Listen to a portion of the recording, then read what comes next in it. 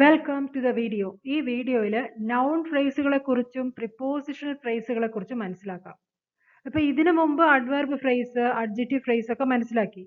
ഇതിൽ പ്രധാനമായും നൗൺ ഫ്രേസിനെ കുറിച്ച് തന്നെയാണ് മനസ്സിലാക്കാൻ പോകുന്നത്. പക്ഷേ പ്രിപ്പോസിഷണൽ ഫ്രേസ് എന്താണെന്നും കൂടി നമുക്കൊന്ന് മനസ്സിലാക്കാം. A noun phrase is a group of words that does the work of a noun. അപ്പൊ noun phrase എന്താണ് ഒരു സെന്റൻസിൽ ചെയ്യുന്നത്? നൗണിന്റെ വർക്കാണ് ചെയ്യുന്നത്, നൗണിന്റെ ഫംഗ്ഷൻ ആണ് ചെയ്യുന്നത്. നൗൺ സാധാരണയായി സബ്ജക്റ്റ് ആയിട്ട് കാണപ്പെടാറുണ്ട്, ഒബ്ജക്റ്റ് ആയിട്ട് കാണപ്പെടാറുണ്ട്, അതുപോലെ തന്നെ കോംപ്ലിമെന്റ് ആയിട്ട് വരാറുണ്ട്. അപ്പൊ അതേപോലെ തന്നെ നൗൺ ഫ്രേസും ചെയ്യുന്നത് ഇതേ ഫങ്ഷൻസ് തന്നെയാണ്. V enjoy playing cricket.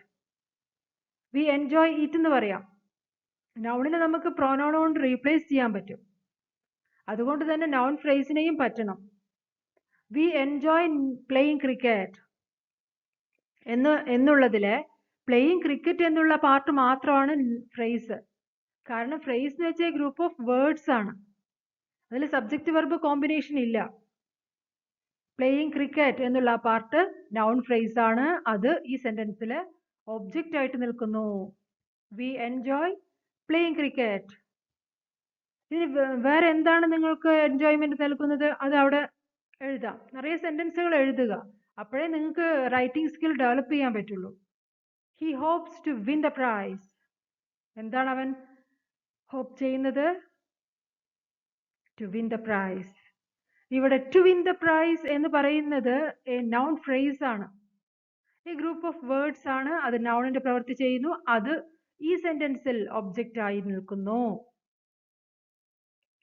ഇനി a prepositional phrase is a group of words that consists of a preposition and the object of it.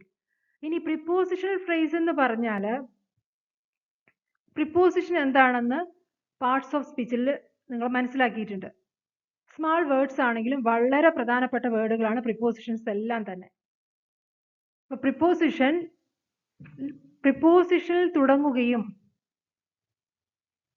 അതിന്റെ ഒബ്ജക്റ്റോട് കൂടി പ്രിപ്പോസിഷനും ഉണ്ടാവും, മോഡിഫയേഴ്സ് ഉണ്ടെങ്കിൽ അതുണ്ടാവും, അതിന്റെ ഒബ്ജക്റ്റും ഉണ്ടാവും. പ്രിപ്പോസിഷനും പ്രിപ്പോസിഷന്റെ ഒബ്ജക്റ്റും കൂടി ചേർന്നുള്ള ഒരു ഗ്രൂപ്പ് ഓഫ് വേർഡ്സ് ആണ് പ്രിപ്പോസിഷണൽ ഫ്രേസ്. പ്രിപ്പോസിഷണൽ ഫ്രേസ് ചിലപ്പോൾ അഡ്ജക്റ്റീവ് ഫ്രേസ് ആവാം, ചിലപ്പോൾ അഡ്വർബ് ഫ്രേസ് ആവാം, ചിലപ്പോൾ നൗൺ ഫ്രേസും ആകാം. പക്ഷേ പ്രിപ്പോസിഷണൽ ഫ്രേസിന്റെ സ്ട്രക്ചർ എന്താണ്? അതൊരു പ്രിപ്പോസിഷനിൽ തുടങ്ങണം എന്നുള്ളതാണ്. പ്രിപ്പോസിഷനും അതിന്റെ ഒബ്ജക്റ്റും കൂടി ചേർന്ന ആ ഒരു ഗ്രൂപ്പ് ഓഫ് വേർഡ്സിനെയാണ് പ്രിപ്പോസിഷണൽ ഫ്രേസ് എന്ന് പറയുന്നത്. A prepositional phrase is a group of words that consists of a preposition and the object of it. We are on the way. ഇവിടെ on the way എന്ന് പറയുന്നത് ഒരു പ്രിപ്പോസിഷനിൽ തുടങ്ങിയിരിക്കുന്നു. ഏതാണ് ആ പ്രിപ്പോസിഷൻ? on. അതിന്റെ ഒബ്ജക്റ്റും ഉണ്ട്, വേ, ഓൺ ദ വേ. ഇപ്പൊ നമ്മൾ ചോദിക്കുകയാണ്, കുറെ നേരമായല്ലോ നിങ്ങൾക്ക് വേണ്ടി വെയിറ്റ് ചെയ്യുന്നു, നിങ്ങൾ എവിടെ എത്തി എന്ന് പറയുമ്പോൾ അവർ മറുപടി പറയണം we are on the way. അതായത് അവർ വന്നുകൊണ്ടിരിക്കുകയാണ് എന്നർത്ഥം, വരുന്ന വഴിയിലാണ്. We are on the way. അവിടെ ഓൺ എന്നുള്ള പ്രിപ്പോസിഷനും അതിനെ തുടർന്ന് രണ്ട് വേർഡും കൂടി ഉണ്ട്. ആ ഒരു ഗ്രൂപ്പ് ഓഫ് വേർഡ്സ് ആയതുകൊണ്ടാണ് അതിനെ എന്ത് പറയുന്നത്? Prepositional phrase. She always helps me in the kitchen. ഇവിടെ ഇൻ ദ കിച്ചൺ എന്നുള്ള ആ പാർട്ട് പ്രിപ്പോസിഷണൽ ഫ്രേസ് ആകുന്നു. കാരണം it starts with a preposition. ഏതാണ് ആ പ്രിപ്പോസിഷൻ? ഇൻ. അതിന്റെ ഒബ്ജക്റ്റും ഉണ്ട്, കിച്ചൺ. അവൾ എപ്പോഴും എന്നെ കിച്ചണിൽ ഹെൽപ്പ് ചെയ്യാറുണ്ട്. അപ്പൊ അങ്ങനെ പ്രിപ്പോസിഷണൽ ഫ്രേസ് എന്ന് വെച്ചാൽ പ്രിപ്പോസിഷനിൽ തുടങ്ങണം, അതാണ് അതിന്റെ റൂള്. അതിനെ തുടർന്ന് അതിന്റെ ഒരു ഒബ്ജക്റ്റും ഉണ്ടാവും. കാരണം ഫ്രേസ് എന്ന് വെച്ചാൽ ഗ്രൂപ്പ് ഓഫ് വേർഡ്സ് ആണ്. അപ്പൊ അത് പ്രിപ്പോസിഷണൽ ഫ്രേസ് ചില സെന്റൻസുകളിൽ നൗൺ ഫ്രേസ് ആവാം, ചിലതിൽ അഡ്ജക്റ്റീവ് ആവാം, ചിലതിൽ അഡ്വർബ് ആവാം. പക്ഷെ പ്രിപ്പോസിഷണൽ ഫ്രേസ് എന്താണെന്ന് നിങ്ങൾ മനസ്സിലാക്കേണ്ടതെന്ന് വെച്ചാൽ അതൊരു പ്രിപ്പോസിഷനിൽ തുടങ്ങുന്ന ഒരു ഗ്രൂപ്പ് ഓഫ് വേർഡ്സ് ആയിരിക്കും. അതുപോലെ തന്നെ ഒരു നൗണിലാണ് അത് അവസാനിക്കുന്നത്. കിച്ചൺ ഒരു നൗണാണ്.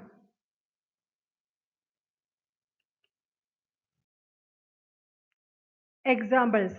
Noun phrase. നമ്മൾ ഈ വീഡിയോയിലൂടെ നൗൺ ഫ്രേസിനെ കുറിച്ചാണ് മനസ്സിലാക്കുന്നത്. He refuses to answer the question. ഈ ഒരു സെന്റൻസിൽ ഏതാണ് noun phrase? To answer the question. അതൊരു ഗ്രൂപ്പ് ഓഫ് വേർഡ് ആണ്. സബ്ജക്റ്റ് വെർബ് കോമ്പിനേഷൻ ഒന്നുമില്ല, പക്ഷെ എ ഗ്രൂപ്പ് ഓഫ് വേർഡ്. അത് ആക്ട് ചെയ്യുന്നത് നൗണിനെ പോലെയാണ്. അത് ഈ സെന്റൻസിലത്തെ ഒബ്ജക്റ്റ് ആണ്. He refuses to answer the question. അവൻ ആ ക്വസ്റ്റ്യൻ ആൻസർ പറയാൻ റെഫ്യൂസ് ചെയ്തു, അതായത് നിരസിച്ചു, പറഞ്ഞില്ല എന്നർത്ഥം. അവന് പറയാൻ കഴിഞ്ഞില്ല. ഹി റെഫ്യൂസസ്, കഴിഞ്ഞില്ല എന്നും കൂടിയല്ല, നിരസിച്ചു, അത് പറയാതെ വിട്ടു എന്നർത്ഥം. റെഫ്യൂസ് ചെയ്തു. He refuses to answer the question. വേറെ എന്താണെങ്കിലും ഈ ഒരു നൗൺ ഫ്രേസിന് പകരം നിങ്ങൾക്ക് എന്ത് ആണെങ്കിലും അഡീഷണൽ നിങ്ങൾക്ക് തോന്നുന്ന അഡീഷണൽ ആയിട്ട് നൗൺ ഫ്രേസ് ചേർത്തുകൊണ്ട് സെന്റൻസുകൾ എഴുതുക. He refuses to take the chocolate. Chocolate എടുത്തില്ല, വേണ്ടാന്ന് പറഞ്ഞു, നിരസിച്ചു. He refuses to take the ice cream. എന്ത് വേണമെങ്കിലും എഴുതാം, but you have to write. Then only you can improve your writing skill. To win a prize is her ambition. ഇവിടെ എന്താണ് noun phrase? To win a prize.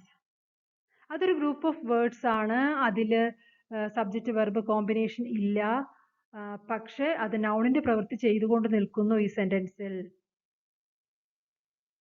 It is her ambition എന്ന് പറയാം നമുക്ക്. അത് correct ആയിട്ട് തന്നെ ഒരു sentence തന്നെയാണ്. It is her ambition. ഈ നൗൺ ഫ്രേസിനെയൊക്കെ നൗണിന്റെ ഫംഗ്ഷൻ ആണ് ചെയ്യുന്നത് എന്നറിയാം. അപ്പൊ നൗണുകളെ എപ്പോഴും നമുക്ക് പ്രോനൗൺ കൊണ്ട് റീപ്ലേസ് ചെയ്യാൻ പറ്റും. അപ്പൊ അതുപോലെ തന്നെ നൗൺ ഫ്രേസിനെയും നമുക്ക് പറ്റണം. To win a prize is her ambition. It is her ambition. This is her ambition എന്നൊക്കെ പറയാം. അപ്പൊ to win a prize എന്നുള്ളത് ഒരു noun phrase ആണ്. എന്താണ് അവളുടെ ambition? To win a prize. അവിടെ നിങ്ങൾക്ക് തോന്നുന്ന ഒരു noun phrase ചേർത്തുകൊണ്ട് ഈ സെന്റൻസിനെ മാറ്റാം. To win a prize is his ambition എന്ന് എഴുതാം. അതൊക്കെ നമുക്ക് മാറ്റി എഴുതാം, പക്ഷെ എഴുതണം. You should work hard to get high marks. നീ എന്ത് ചെയ്യണം ഹൈ മാർക്സ് കിട്ടണമെങ്കിൽ? You should work hard. You should work hard to get high marks എന്നുള്ള ഈ സെന്റൻസിൽ to get high marks എന്നുള്ളത് noun phrase ആണ്. അത് നൗണിന്റെ വർക്ക് ചെയ്യുന്നു. ഇവിടെ നിങ്ങൾ ശ്രദ്ധിച്ചറിയാം, ഇത് നോൺ ഫൈനൈറ്റ് വെർബുകൾ അല്ലെങ്കിൽ വെർബൽസ് എന്നൊക്കെ പറയുന്ന ഇൻഫിനിറ്റീവ്, അതുപോലെ തന്നെ ജെറണ്ട്, ഇതെല്ലാം നിങ്ങൾ മനസ്സിലാക്കിയിട്ടുണ്ട്. നോൺ ഫൈനൈറ്റ് വെർബുകൾ. ഈ നോൺ ഫൈനൈറ്റ് വെർബുകൾ എല്ലാം ചെയ്യുന്നത് വെർബിൽ നിന്ന് ഫോം ആവുന്നതാണെങ്കിലും അത് വെർബിന്റെ പ്രവൃത്തി അല്ല ഒരു സെന്റൻസിൽ ചെയ്യുന്നത്. അത് നൗൺ ആയിട്ടാണ് ഒരു സെന്റൻസിൽ നിൽക്കുന്നത് എന്നൊക്കെ നിങ്ങൾ മനസ്സിലാക്കിയിട്ടുണ്ട്. അപ്പൊ ഇവിടെയൊക്കെ നിങ്ങൾ ശ്രദ്ധിച്ചറിയാം, ഇതൊക്കെ ഒരു ഇൻഫിനിറ്റീവ് ആയിട്ടാണ് വരുന്നത്. To answer, to win, to get. ഇൻഫിനിറ്റീവിന്റെ ഫോം എന്താ? 2 + V1. അതുപോലെ തന്നെ ജെറുണ്ടും വരും. അപ്പൊ എല്ലാ അറിവും നമുക്ക് പ്രധാനമാണ് നമ്മളൊരു ലക്ഷ്യത്തിന് വേണ്ടി പ്രവർത്തിക്കുമ്പോൾ. Supply A noun phrase. അപ്പൊ ഈ സെന്റൻസുകളെല്ലാം ഒരു നൗൺ ഫ്രേസ് ചേർത്തുകൊണ്ട് കംപ്ലീറ്റ് ചെയ്യുക എന്നുള്ളതാണ്. ഐ വാണ്ട്, അവിടെ ഒബ്ജക്റ്റ് ആയിട്ടാണ് വരുന്നത് ആ ഒരു നൗൺ ഫ്രേസ്. ഐ എന്നുള്ളത് സബ്ജക്റ്റ്, വാണ്ട് എന്നുള്ളത് വെർബ്. ഐ വാണ്ട് വാട്ട്, എന്താണ് സ്യൂട്ടബിൾ ആയിട്ട് നിങ്ങൾക്ക് തോന്നുന്നതെന്ന് വെച്ചാൽ അത് എഴുതുക. എ ഗ്രൂപ്പ് ഓഫ് വേർഡ്സ് ആയിരിക്കണം എന്ന് മാത്രം. I want to visit the new park. ഞാൻ എന്താ ആഗ്രഹിക്കുന്നത്? ആ ന്യൂ പാർക്ക് ഒന്ന് വിസിറ്റ് ചെയ്യാൻ ഞാൻ ആഗ്രഹിക്കുന്നു. To visit the new park. I want to visit the new garden. I want to visit the new stadium. എന്താണെങ്കിലും എന്ത് വേണമെങ്കിലും നിങ്ങൾക്ക് എഴുതാം, പക്ഷെ അതൊരു നോൺ ഫ്രേസ് ആക്കി എഴുതുക. കുറെ സെന്റൻസ് എഴുതുക. ഐ എൻജോയ്, അല്ലെങ്കിൽ she enjoys, he enjoys, V enjoy, എങ്ങനെ വേണമെങ്കിൽ മാറ്റാം. പക്ഷെ ബാക്കി ഒരു നോൺ ഫ്രേസ് കൊണ്ട് ഫില്ലപ്പ് ചെയ്യുക, ഒരു സെന്റൻസ് ആക്കുക. Reading short stories. I enjoy reading short stories. She enjoys reading novels. My mother enjoys cooking new dishes. My brother enjoys playing tennis. കുറേ സെന്റൻസുകൾ എഴുതുക. എന്തിനാണ് സെന്റൻസുകൾ എഴുതുന്നത്? To improve the writing skill.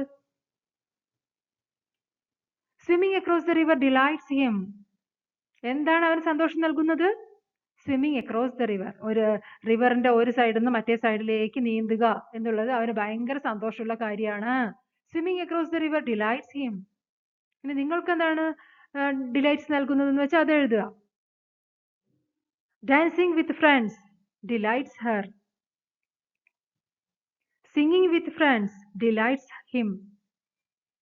അങ്ങനെ കുറച്ച് സെന്റൻസുകൾ എഴുതുക. പക്ഷെ അത് നൗൺ ഫ്രേസ് ആയിരിക്കണം. കാരണം നമ്മൾ ഇതിലൂടെ മനസ്സിലാക്കുന്നത് നൗൺ ഫ്രേസിനെ കുറിച്ചാണ്.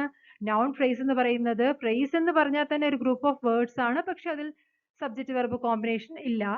എന്നാൽ ക്ലോസ് എന്ന് പറഞ്ഞാലും ഈ ഗ്രൂപ്പ് ഓഫ് വേർഡ്സ് ആണ്, പക്ഷെ അതിൽ സബ്ജക്റ്റ് വെർബ് കോമ്പിനേഷൻ ഉണ്ട്. ഈ ഒരു ബേസിക് ആയിട്ടുള്ള കാര്യം ഓർമ്മ വെക്കണം. ഇവിടെ നൗൺ ഫ്രേസ് കൊണ്ടാണ് നമ്മൾ ഇവിടെ ഫില്ലപ്പ് ചെയ്യേണ്ടത്. അപ്പൊ ഒരു ഗ്രൂപ്പ് ഓഫ് വേർഡ്സ്, അത് ഓർമ്മിച്ച് നിറയെ സെന്റൻസ് എഴുതുക. ഡാഷ് ഈസ് നോട്ട് ഈസി, അവിടെ ഒരു നൗൺ ഫ്രേസ് കൊണ്ട് ഫില്ലപ്പ് ചെയ്യണം. ഈ സെന്റൻസിനെ കംപ്ലീറ്റ് ചെയ്യണം.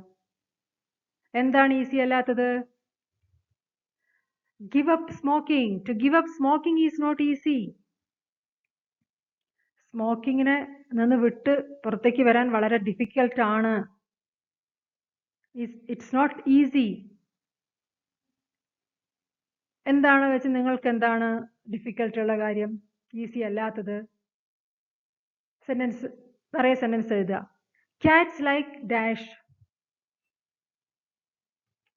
Katz like catching rats. കാറ്റുകൾക്ക് എന്താണ് ഇഷ്ടം?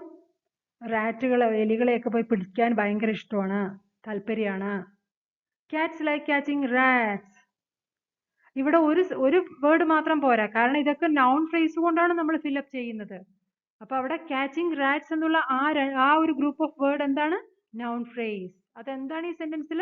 ഒബ്ജക്റ്റ് ആയിട്ട് നിൽക്കുന്നു, ചിലപ്പോൾ സബ്ജക്റ്റ് ആയിട്ട് നിൽക്കും. മൈ ബ്രദർ ഹേറ്റ്സ്, അവിടെ ഒബ്ജക്റ്റ് ആയിട്ടാണ് നിൽക്കേണ്ടത്. എന്താണ്? My brother hates what? Playing chess.